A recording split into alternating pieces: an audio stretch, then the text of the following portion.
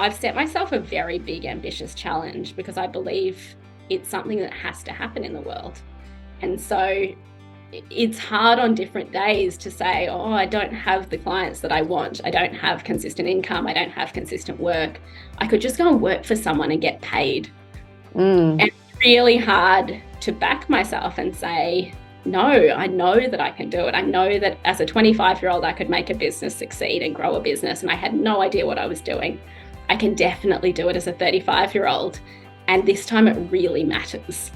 So I think I guess I'm very early in my business journey again, although it's the same business 10 years later. It's hard. It is hard as a early business owner because you do really have to believe in yourself. And often you have to believe in yourself when the people around you are telling you that you're a bit crazy.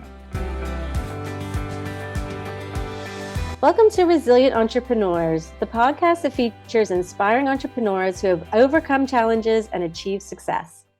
Today, we're excited to have Alisa Newey, founder and director of Renew Design, a Brisbane-based interior design studio and certified social enterprise that's leading the way to move the construction industry toward a circular economy for a more sustainable future. Their purpose is to bring together design and business to create solutions to the global environmental crisis. Alisa is the key creative and design thinker at Renew Design, and she's dedicated to building a business for good. Let's tap into how we can use entrepreneurship to create a better world. Alisa, welcome. Thanks for coming today. Thank you. So, Alisa, that's a really big mission, a big purpose to be shifting the construction industry towards a sustainable circular economy. Tell us how you came to believe that that was possible. It's been a big journey. So I'm actually in the second iteration of my business. I started my business for the first time a decade ago in 2012, and I started my business the day after I graduated my master's.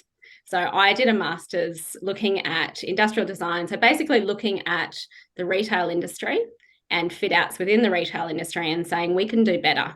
At the moment, we're building fit outs that are to last 2 to 5 years out of materials that last forever. So why are we doing that? So I spent a year in the workshop prototyping and developing and looking at industry waste and saying, we could make products and we could do fit outs out of this waste. And so I started a business, which is Renew Design. And I was very ambitious. I was 25. And I thought that my research just made sense. And I would go out to the industry and the industry would see that it makes sense. And it didn't. And 10 years ago in Brisbane, circular economy didn't exist. The word didn't exist.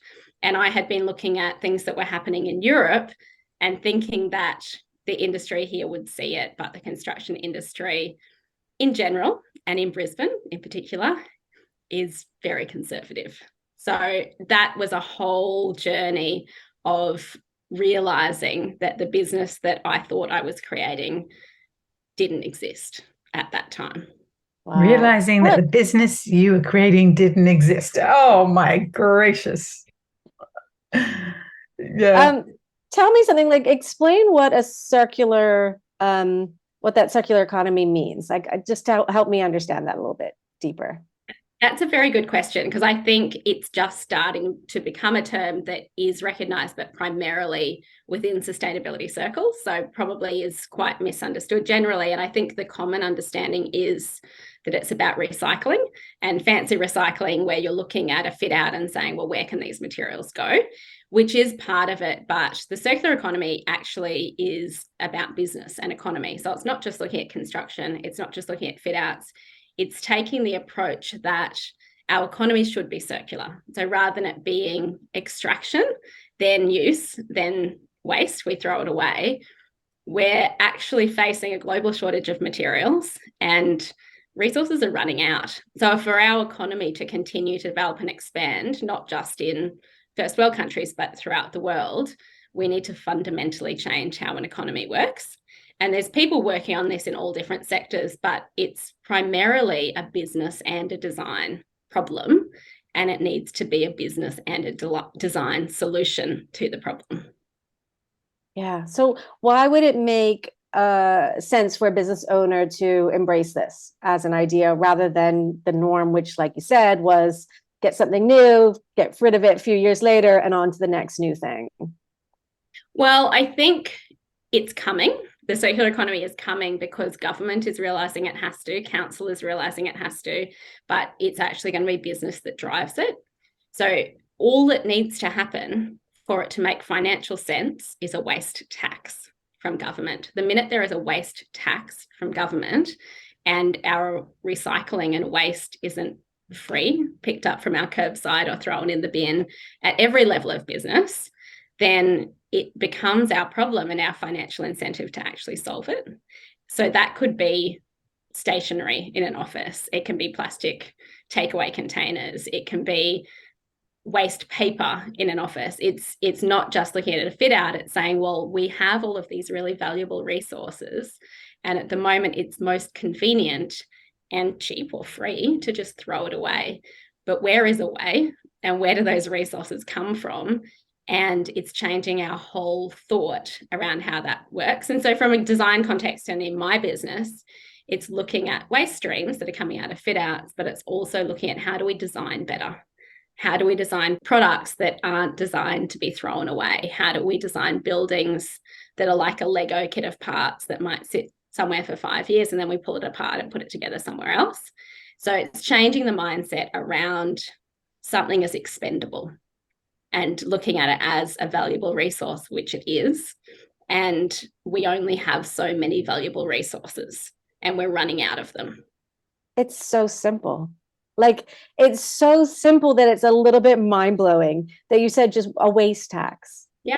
Never would have thought of that. And I think you would get a lot of pushback from that, from ordinary people, be like, wait, what? But when you think about the impact, something as simple as that could be, like in Bermuda, we implemented a sugar tax not long ago.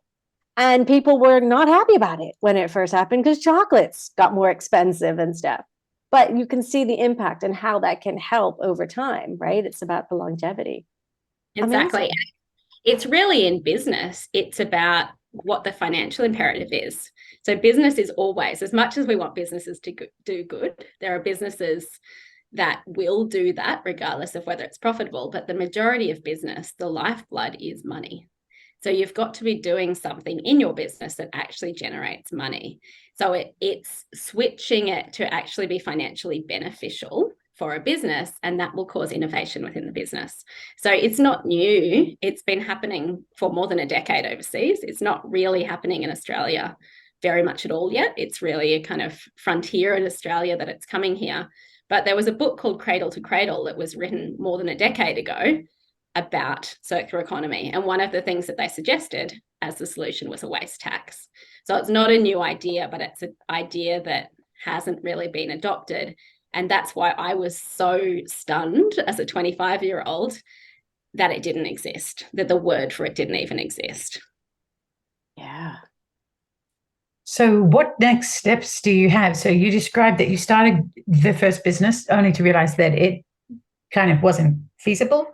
And so what steps have you taken to make it feasible? You've just launched a second iteration. Agreed. So what I'm working on at the moment, and there's a whole big business story behind why that is, that probably very much relates to resilient entrepreneurs, which I think that we should get to. Let's get into it. Where I'm at the moment is the second iteration of the business. So it's looking collaboratively at what everyone is doing and saying, how can we be a really small part and do our little slice really well?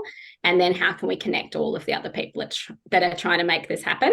So what I've spent the last year doing is seeing who are the players in Australia that are also trying to solve this problem and how we can approach projects together and then how we can share that knowledge with the industry. So the point we're at the moment is we need projects. We need projects to actually demonstrate this in a real way. So at the moment, I'm talking to corporates to say who has environmental sustainability goals, who has an agenda to get to net zero for their carbon, and how can we actually help you to do that?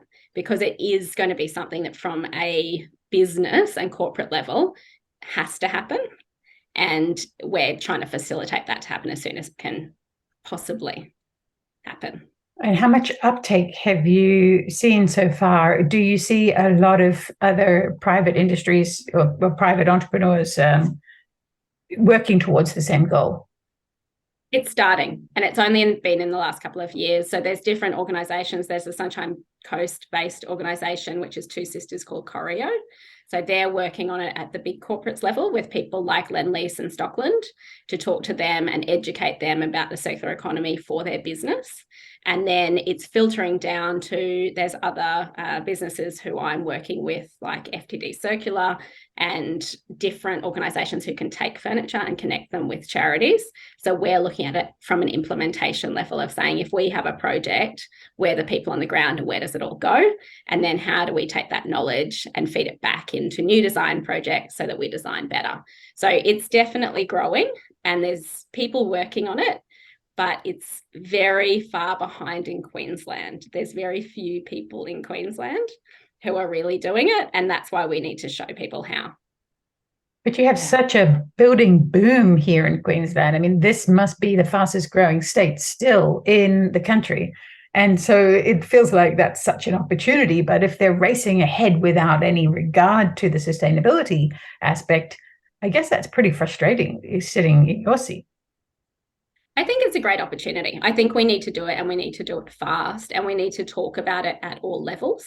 So there's actually a waste strategy conversation that's happening with government next week, which the social enterprise sector is part of, to say what are the strategies that we need. And I think for industry to be able to feed back to them and say, this is why it's not working, this is what we need from an infrastructure level, it's really a logistics problem. And then it gives government an opportunity to solve that, because there are really big goals towards a Green Olympics. Yes. But how do we achieve that? How do we take it from being a goal and actually make it something that can happen and will happen? And it's not just about building a building that has a garden on the front of it and greening the landscape and having more energy efficient buildings. It's actually going, we're rebuilding large parts of a city, and this is an amazing opportunity to lead the world in what we're doing and what we can do in construction. And there's everything there to do it. There is no reason we can't do it. It just needs to be adopted by the industry. Oh, so exciting. Very exciting. So tell us a bit about your journey of resilience between those two phases of your business. Yeah. So when I started the business, as I said, I was 25. I was quite naive. I thought I knew how to design, and I didn't understand that running a design business was running a business. So that at least half my job was running a business, and the other part was trying to deliver design projects while I ran a business. So that was a very big learning curve. And I realized a couple of months into that journey that I needed to learn business. So I enrolled in a couple of different entrepreneurship programs to teach me what a business was, how the financials of a business worked, how to actually connect with people, how to build strategic relationships with other businesses that were working with me, that I could give them work and they could give me work. So that whole idea of how a business works was very new, but I loved learning, because it's just another different project, right? It's another creative project to put a business together and to understand how that works. And I loved connecting with people. So that was the start of my journey. And very quickly, it took me probably a year to get traction in the industry and to start getting real projects with real clients. And when I first started, I thought the way to do it was to knock on people's doors. So I was a cafe and hospitality designer. I went, great, I'll go to hospitality venues and cafes, and I'll knock on the door and I'll say to them, I'm a designer. I can look at what you do and I can tell you how to do it better. So it did not work as a sales and marketing strategy.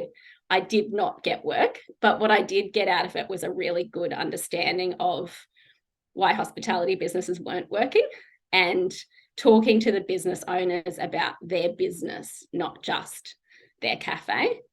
And I didn't realize again at the time that that was a very different conversation than designers have with business owners. Most designers come in and they say, well, you should paint it green.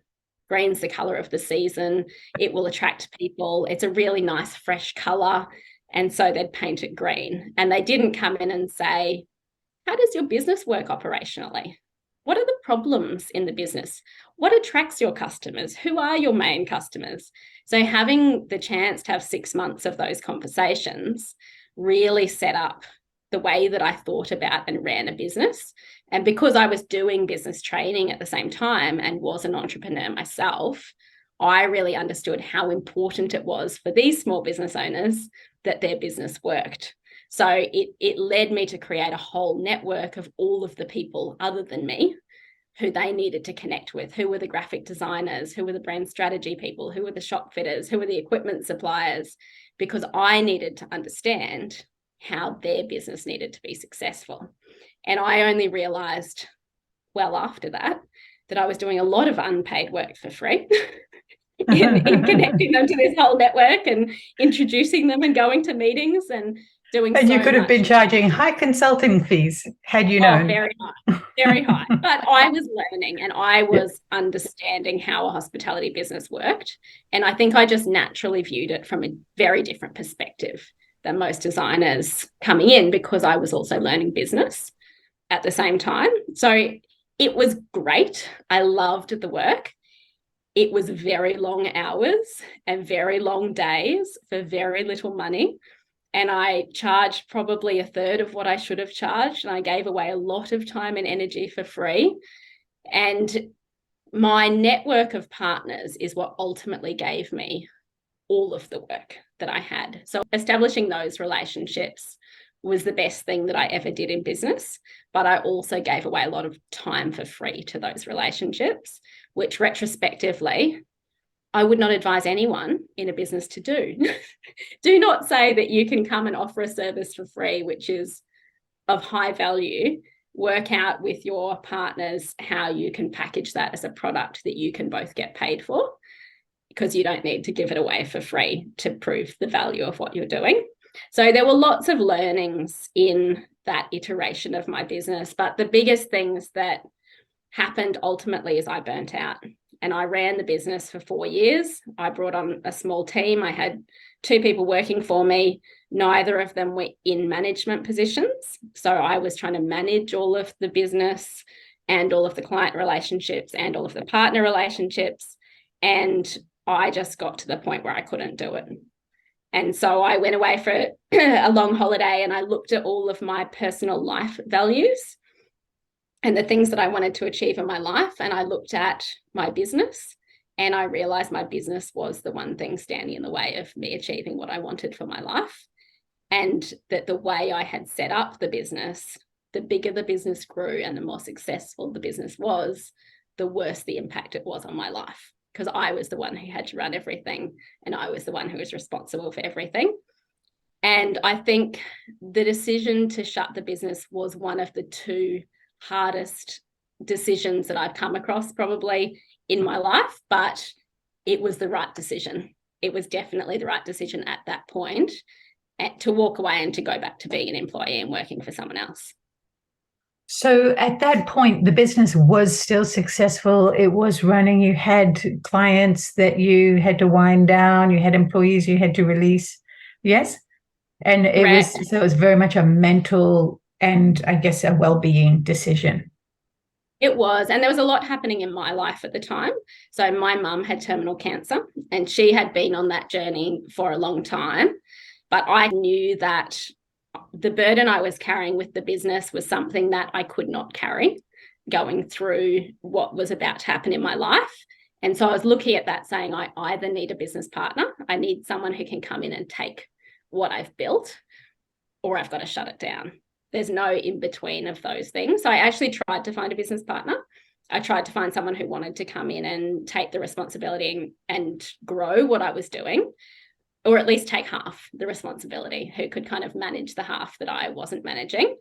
But I employed the wrong person, and that person didn't really have the experience and didn't really want to take on the responsibility of running a business. So after a couple of months, we went our separate ways and I ended up making the decision to close the business because I reached the end of my runway and went, it's the business or me. One of them isn't going to work. And I chose myself and my wellness and to close the business. So it was successful. It was actually at the point that we were starting to get the clients I really wanted. which was franchise hospitality at that time, and people looking to grow their business, and really good hospitality operators that we had some exciting design projects. And we delivered all of those projects that we had in the pipeline. But I did have to let my team go and say to them, it's not working. I can't do it. I can't carry you and pay your wages and manage everything going through what I know is ahead in my own life. And they understood. Like, we'd worked together for a few years and they were good at what they did and didn't have any difficulty finding another employer.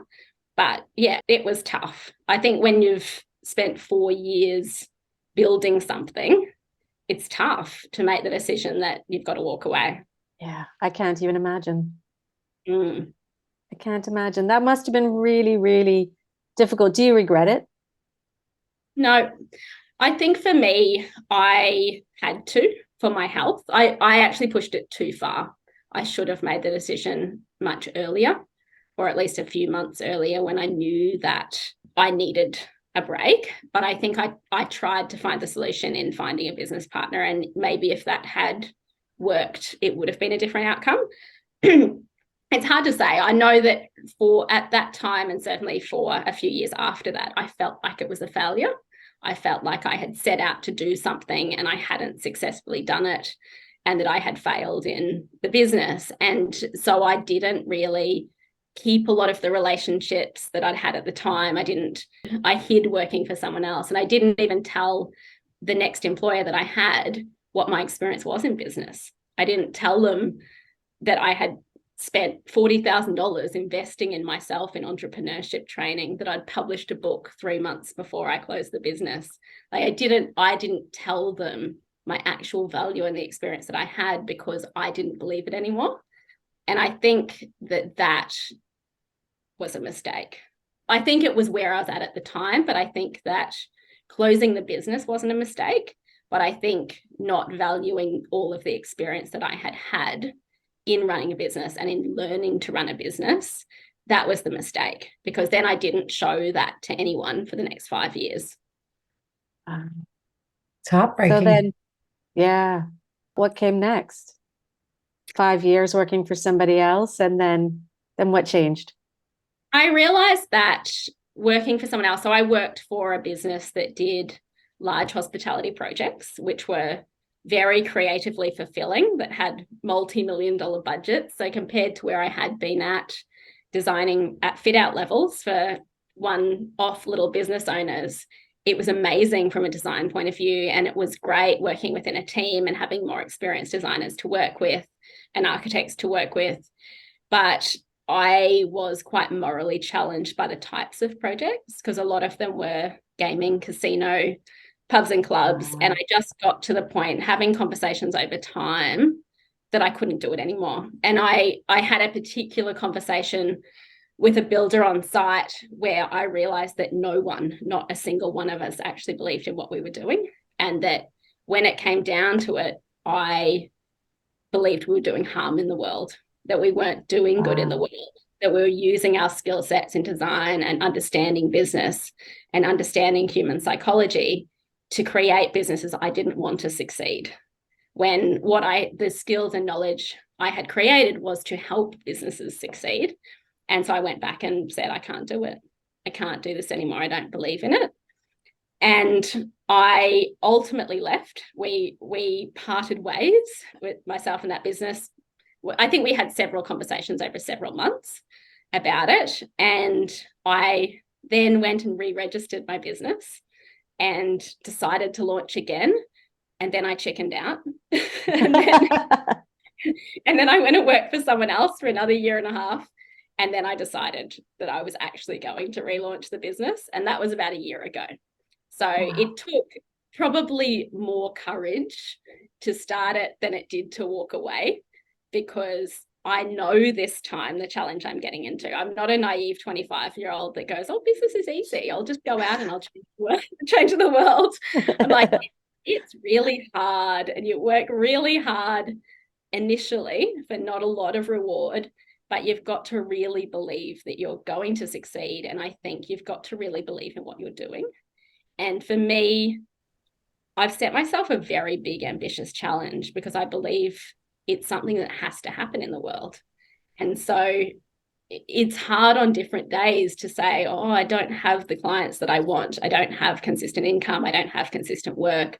I could just go and work for someone and get paid.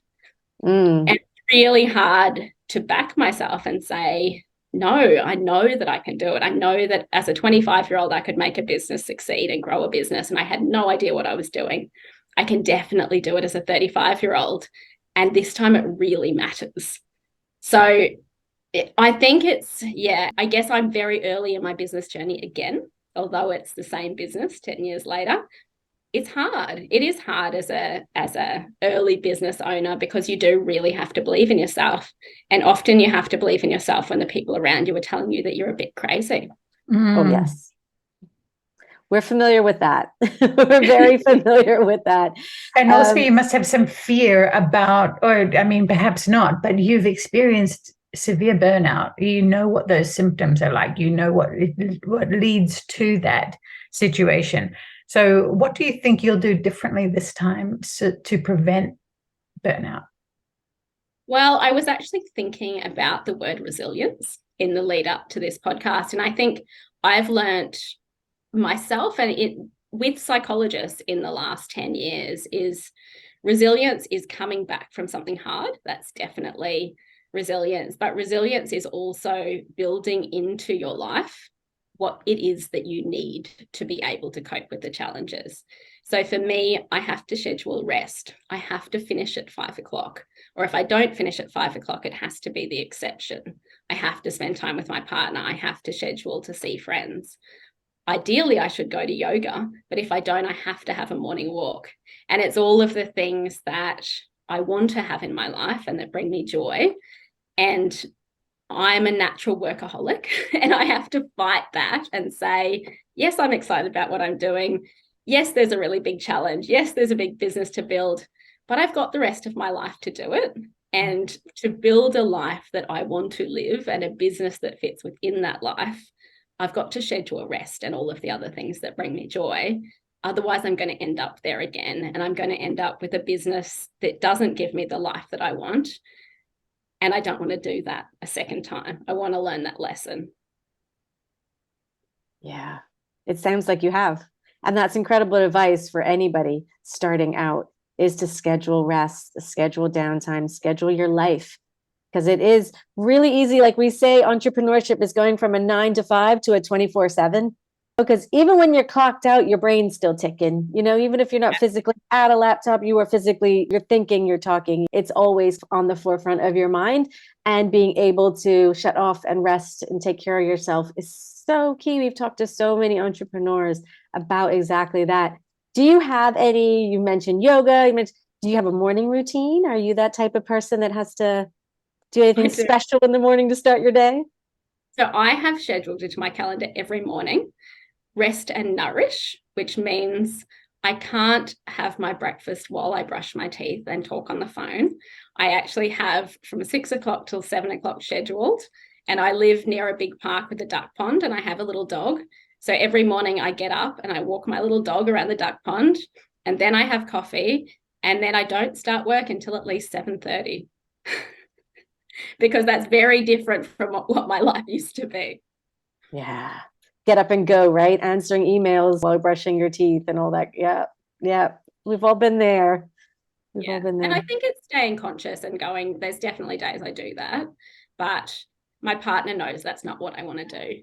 And I know it within myself, but also express it and try to do the things and schedule in the things so that it actually feels like when I do that thing, I'm also achieving something.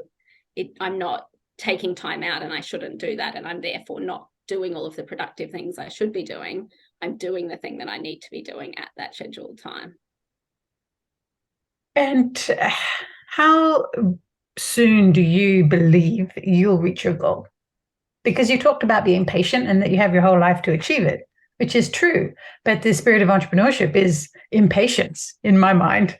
So I love that you found that balance. Have you set yourself a target, a timeline? So I actually discovered something a few years ago, which has been quite revolutionary in my life. And I am a very goal-focused person. And all the entrepreneurship training that I did, they said you need to have measurable and achievable goals and you need to have a set date that you achieve it by. That did not work for me because I achieved those goals and I achieved them with no matter what impact it had on me, I would achieve it once I had set it. So what I find actually works for me is to set my values. So I really believe in community, connection, creativity, and impact. Impact's a really big one. And one that I've had to add to my list, which wasn't on my list, is wealth and abundance. So what I'm doing to create wealth and abundance for my family. And what I look at now is, what am I doing in those areas? So I am doing at the moment for the second time this year what I call a 12-week year. And there's a book about it for anyone who wants to look at it. But it's basically saying it's a sprint of 3 months and you set your very specific goals for your month and then you set the actions that you need to achieve them. And the outcome of those goals isn't actually what you can achieve. What you can achieve is waking up every morning and saying, this week I need to have 2 meetings with collaborative partners, and that's how I'm going to bring in work. So I can't control that I've brought in however dollar value of work. What I can control is I've had the 2 meetings. So that's what I look at, but I actually schedule those goals around my values of saying one of them is rest and relaxation. So in the next 6 months, I'm aiming to go overseas for a month, and of that time, 2 weeks, I'm going to be completely non-contactable. So I need to then think about all of the projects that I bring in, all of the teams that I build around those projects and say, well, in August, I'm not available. So if this project starts in July, who do I need to approach that project with to make sure someone is available in August? So it changes that whole dynamic, having the big goals that kind of sit behind the little goals. And then I can go every week, well, what do I need to do this week? But it's in a much bigger context of what I'm trying to achieve. It sounds to me like you're describing yourself as a really happy employee of your own business with a great boss. Exactly. Well, so my goals for the business this time are to work with people I love, doing work that I love, and together to change the world. So I have no illusions that I personally am going to change the world. All I can do is be one little speck in the big network of all of the people that are working for the same cause. And I can't exhaust myself trying to be the one that changes the world. I've got to go, well, in order to have the energy to do anything, I need to do the things to keep me well and to keep me happy and to keep my mental health. And that is a big part of what will make my business successful in the long run and will mean that I can run a business for 40 years, not 4. Exactly, one that is sustainable in itself and developing change. And as the iterations happen and global changes happen, you'll be ahead of the curve, right? Leading the way. Yeah. And I think, as you said, sustainable business, and I think that's where it's often misunderstood, is environmentally sustainable. Sustainable business is good for people. It does generate income and it is good for the planet. So you have to build a business that's good for you. If it's not good for you, then it's not sustainable. Exactly right. And Alisa, have you had a mentor to help you come to these realizations along the way? I've had quite a few. So some of them have been through the entrepreneurship programs that I've done. Some of them have been people that I know from my network that I think I can learn from. My current mentor is called Howard Tinker. I would very much recommend him, who I met through Dent Global. But I think I come across people that I want to learn from. So I learn different things from different people. And some of them have been people that I've been employed by, and some of them haven't been. Some of them have been people that I approach projects with. Some of them are just people that I happen to know. So I think there's different ways that you can learn from people, and some of them you pay them to learn. Some of them you don't have to. You just surround yourself with really good people. Yes. And if you have approached somebody to be in a formal capacity a mentor, can you talk us through that? Because there could be people listening who wish they had a mentor but don't quite know how to do that. It depends what you want to learn. So some friends of mine actually asked me a few weeks ago to recommend a business coach to them. And I said, well, tell me what you want to learn, because I'd recommend very different people. If you want to learn how to run a business, then do a business training. if you want to work on yourself as a business owner, then work with someone who will work on your mindset. So my business coach was actually someone I knew as a restaurant marketer 10 years ago. And we reconnected when I started the business again. And I said, I think that we could work together. We're great collaborative businesses. I know you're a great person. And we had a big chat for about an hour. And he said, actually, during COVID, I realized that my calling is to mentor people in business.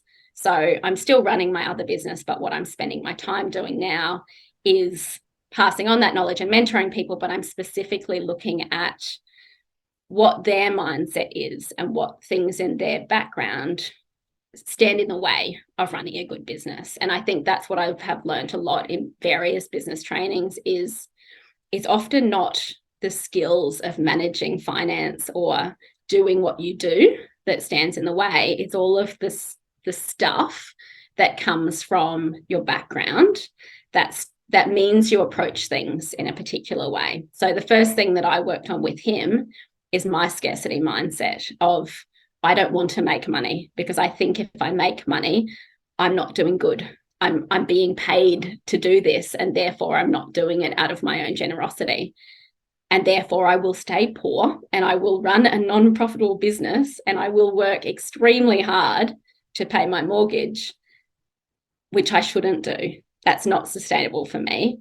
And so having those conversations around, it's really a psychology conversation, then completely changes the way I approach it. And now I view it as saying, actually, I'm running a business that changes the world. And I know that the more money I make, the more money I have to invest in the causes that I see as changing the world. So I want to make as much profit as I can so that I can have the greatest impact. And I want to have abundance for my family. I want my family to have the life that they should have from the amount of effort and time and skill and knowledge that I've invested and am investing into creating a business.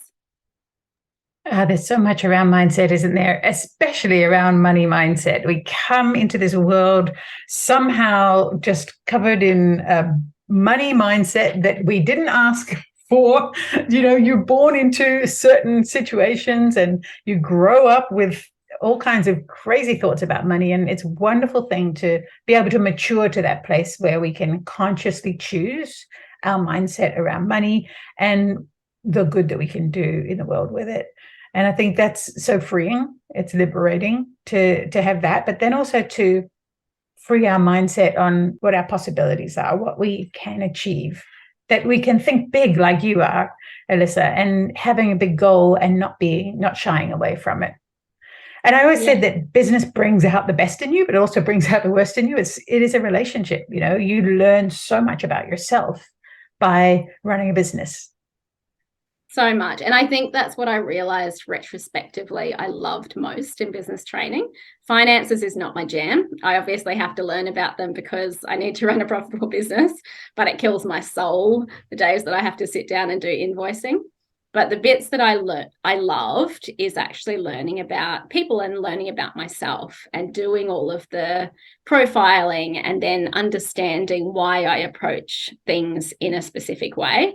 And I think there is so much of that in business because, as you say, it brings out your best and your worst, and it is a pressure cooker, particularly the first years of running a business.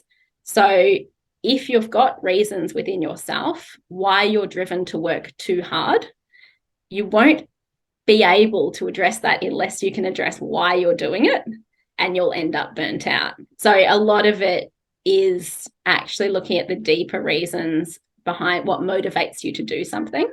And I was having a discussion with my friend the other day about the energy of moving towards something compared to the energy of moving away from something. So if you're building a business like I was, because I wanted to prove myself in the world and I wanted to be successful, and I didn't want to have the life that I had as a child where we didn't have enough money and there was scarcity. So as much as I felt like I was building something, I was actually running away. And I was using a business as a vehicle to do that, to create the opposite of the life that I didn't want. Whereas this time I have a vision of the change I want to see in the world. So I know what the target is. I know what I'm building towards, and it energizes me to try to get there. So the amount of work might be exactly the same, but it's energizing rather than depleting, because when you're trying to constantly struggle against something, it takes so much energy compared to when you're excited about achieving something. That's a fantastic insight. Yeah, it's something that I'd actually like to, I mean, that is really material for another whole episode, because there's a lot of psychology there and some practical guidelines too. So look, this has been an amazing conversation. I'd love it to continue, but we do like to keep it short and sharp and keep it easy for our listeners to fit it into their day as they find balance in their business world too. Just want to remind the audience that you are also an author of, the book is Open Restaurants That Flourish. Yes. Yeah. And it's still available? If anyone, it is available. And if anyone wants a copy, you can purchase it. But the purpose of the book is actually to educate. So I wrote the book after the first 4 years of my business with all of the other people who help a hospitality business succeed. And the reason I wrote the book is because I realized at that point that I don't have the energy to be the person that everyone needs when they're starting a hospitality business, to guide them through the process and connect them with all the people. So if you want an ebook version of the book, I will send it to you. Just send me your email and you will have all of the content that's in the book. And what I'm working on at the moment is reconnecting all of those collaborative partners, and the book links back to the Renew Design website, and it will have all of the links to all of those collaborative partners that you can go to the person you need at the time. So if what you need at the time is restaurant marketing, what you need is a shop fitter, what you need is any of those people that aren't me, contact them. Don't contact me. It's the self-guide version of the service that I offer. And the service that I offer now is really targeted towards businesses that really know what they're doing and want to grow their business. So if a hospitality business has 1 or 2 venues, they're a really good operator, they want to open more, come to me. I offer you the guided version of that helps you to grow. But if you're a new hospitality business owner or a retail business owner, send me an email. I'll send it to you for free and you can guide yourself through the process. Yeah, so collaborative. I love that. You're not holding on to your knowledge. You're not holding it back. In fact, you're doing the opposite, trying to get it out into the world. And there's a lot to be learned from that. So I'm very excited to see that you're reconnecting with those old connections. So all is not lost. And thank you for your vulnerability and sharing with us, the hardships of your journey as much as the successes of where you are now. And I think it's important that people hear both sides. I think it's very important, because what I realized in a lot of the entrepreneurship networks is there is a culture of you're an imposter, but you have to believe it to sell it. And so people are saying, oh, this is what I do, this is how successful my business is, when you could actually have a much better connection saying to someone, I didn't make any money through November and December. It was really stressful for me. People didn't pay me $20,000 in invoices, which is what happened in my business in November and December. And it's really hard. And then it gives the break for the other person to also be vulnerable and not say, but my business is so successful, when actually most small businesses aren't. When you say it like that, it feels so painful. Not yet. They're not yet. Not yet. Okay, we'll leave it on that hopeful note. And I'm also can't leave without just commenting on the irony and the joy in the name of your business, Renew Design, given that this is your second time around. And yeah, just so thrilled to have had you as a guest on this episode. And thanks again for sharing. We'll include all the links in the show notes if anybody wants to track you down. The website is renewdesign.com.au. Thanks again, Alisa. Thank you. And that's a wrap for today's episode of Resilient Entrepreneurs. We hope you enjoyed hearing from our amazing guest and learned something new about resilience and entrepreneurship. Remember, resilience isn't just a trait, it's a skill that can be learned and developed. And if you want to stay connected with us and hear more inspiring stories, be sure to hit that subscribe button and follow us on social media. And if you know somebody who's a resilient entrepreneur and would be a great guest on our show, we want to hear from you. Please reach out. Thanks for tuning in, and we'll catch you on the next episode of Resilient Entrepreneurs.